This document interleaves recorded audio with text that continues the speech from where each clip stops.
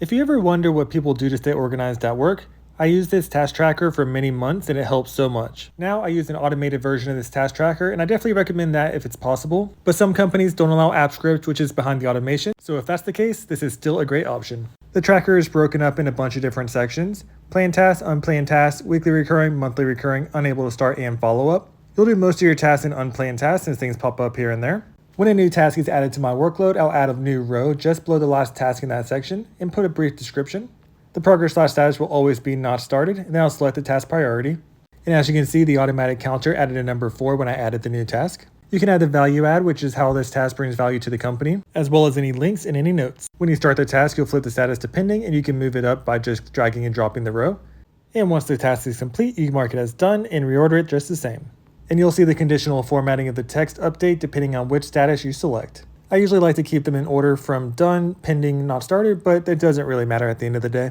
And every other section works just the same. There's a completed counter so you can keep track of how many tasks you've completed this week. To set up the tracker for the next week, all you have to do is duplicate the task list, and you can rename the new task list as the date that you just completed.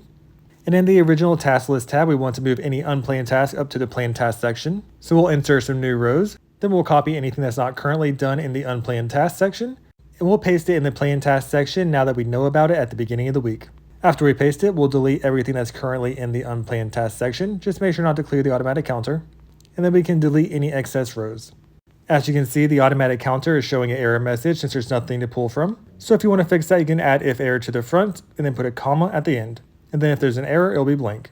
After that, you'll just need to flip any recurring task from done to not started. And this part's completely optional, but on the tab that you just completed, you can flip any of the not started tasks over to next week. That way it indicates when you look at it that it never got completed. But if you want to leave it as not started, that's entirely up to you.